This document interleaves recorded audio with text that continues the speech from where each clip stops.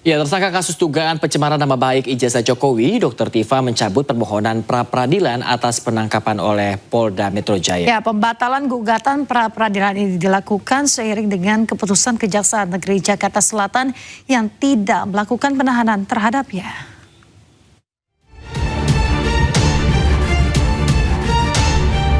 Tersangka dugaan tindak pidana pencemaran nama baik ijazah Jokowi, Tifauziat Yasuma atau Dr. Tifa, mencabut gugatan pra-peradilan atas penangkapan oleh penyidik Polda Metro Jaya. Hal ini ia ungkapkan dalam konferensi pers yang digelar pada Rabu sore. Dr. Tifa menyebut surat pembatalan pengajuan pra-peradilannya telah dikirimkan ke pihak Pengadilan Negeri Jakarta Selatan pada 19 Juni lalu. Pembatalan gugatan dilakukan seiring dengan keputusan Kejaksaan Negeri Jakarta Selatan yang tidak melakukan penahanan terhadapnya, sehingga permohonan pra-peradilan menjadi tidak relevan.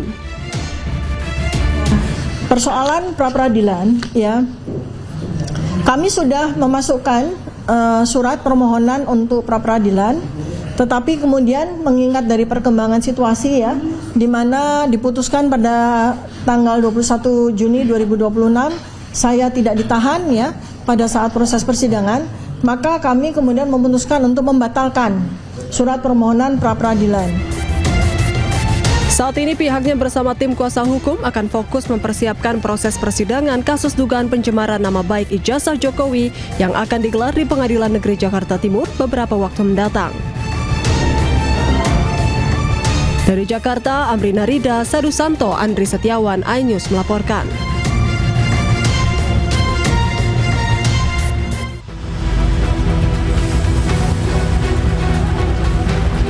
Lima toko di kawasan perumahan Pesona Anggrek, Kota Bekasi, Jawa Barat, ludes dilalap si jago merah.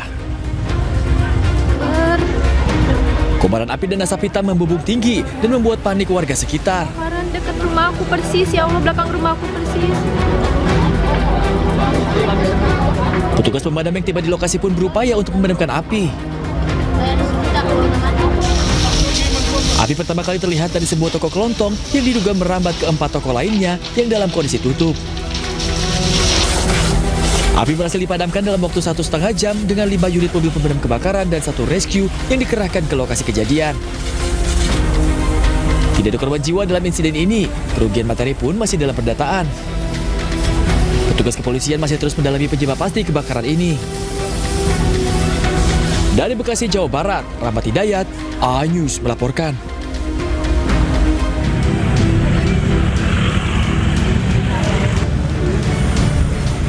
Beginilah kondisi dua mobil usai bertabrakan adu banteng di Jalan Celilitan Besar Keramat Jati, Jakarta Timur. Tabrakan melibatkan mobil pickup dengan minibus yang melaju dari arah berlawanan. Peristiwa bermula saat mobil pickup yang mengangkut ikan melaju dari arah Halim menuju Celilitan. Dari arah berlawanan datang minibus yang melaju kencang dan langsung menabrak pickup. Dugaan sementara, supir bus mengantuk hingga tak menguasai laju dan jarak aman kendaraan. Tak ada korban jiwa dalam kecelakaan ini. Namun guna penyelidikan lebih lanjut, kedua supir dan kendaraan dibawa ke unit Laka Lantas Polres Jakarta Timur. Dari Jakarta, Den Helbi Sajangbati, iNews melaporkan.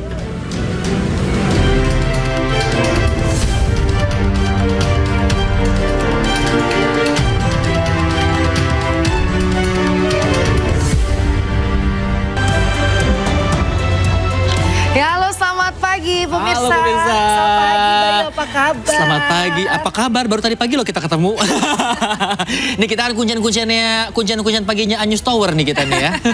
Tapi senang banget ya kita bisa nyapa lagi pemirsa di iNewsroom pagi. Ya, karena hari ini juga banyak masyarakat Indonesia yang tampaknya semangat ya, sudah memasuki tanggal 25. Adik-adik sekolah kita juga sudah mau libur. Mau liburan dan juga memasuki akhir pekan beberapa hari lagi. Tampaknya nanti lokasi wisata akan ramai ya, Itu dia. oleh masyarakat ya. Pas banget tanggal 25 terus juga masukin libur begitu ya. Jadi siap-siap aja nih kita liputan ke tempat wisata. Ya, kami akan membahas berita utama pemirsa secara mendalam, komprehensif dan tentunya eksklusif. Nah, sementara pemirsa di Grogol Pertamburan seorang pria parubaya juga menjadi korban penjamretan. Ya, meski korban sempat mengejar, namun pelaku berjumlah 2 orang yang mengendarai sepeda motor berhasil lolos. Seperti inilah aksi kriminal jalanan yang terjadi di Jalan Tawajal Ujung, Grogol, Petamburan, Jakarta Barat. Seorang pria parubaya yang tengah berjalan kaki tiba-tiba dijambret oleh 2 orang pengendara motor. Akibatnya, telepon genggam yang berada di tangannya berpindah tangan. Meski korban sempat mengejar, namun pelaku berhasil lolos membawa kabur telepon genggamnya. Usai peristiwa, korban langsung melaporkan kasus ini ke Polsek Grogol, Petamburan dan berharap polisi bisa menangkap 2 pelaku yang hingga kini masih buron. Dari Jakarta, Miftahul Gani, iNews melaporkan. 2 calon manajer Koperasi Desa Merah Putih meninggal dunia pemirsa saat mengikuti pelatihan militer.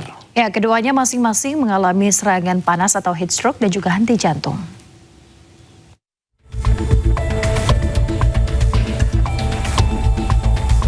Dua calon manajer Koperasi Desa Merah Putih yang meninggal dunia antara lain bernama Anissa Muyasaroh dan Yonanda Muhammad Taufik.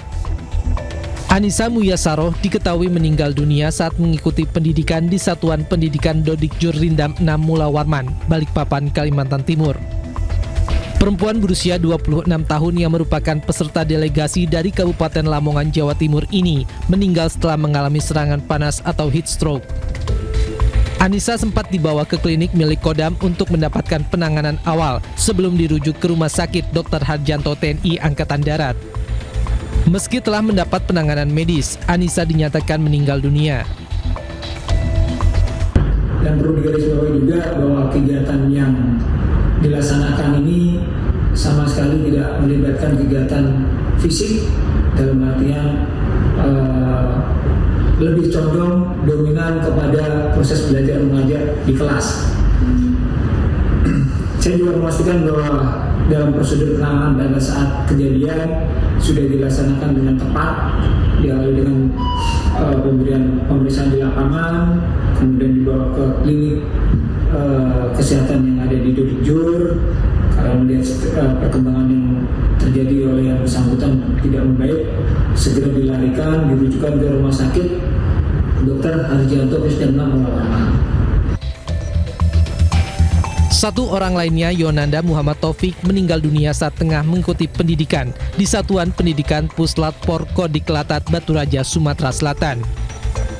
Yonanda mengalami penurunan kondisi kesehatan pada 17 Juni lalu dan sempat mendapat penanganan oleh tenaga kesehatan satuan sebelum dirujuk ke rumah sakit.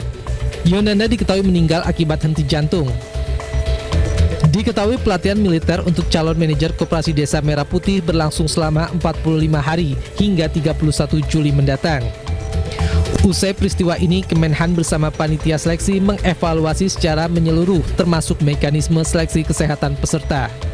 Dari Balikpapan, Kalimantan Timur, Mukmin Aziz, iNews melaporkan.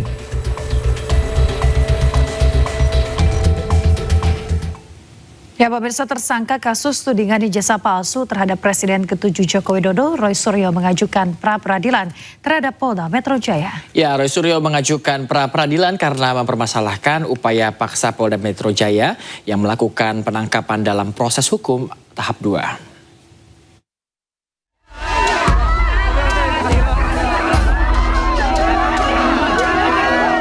Permohonan pra-peradilan Roy Suryo didaftarkan pada Senin lalu dalam website Sistem Informasi Penelusuran Perkara SIPP Pengadilan Negeri Jakarta Selatan.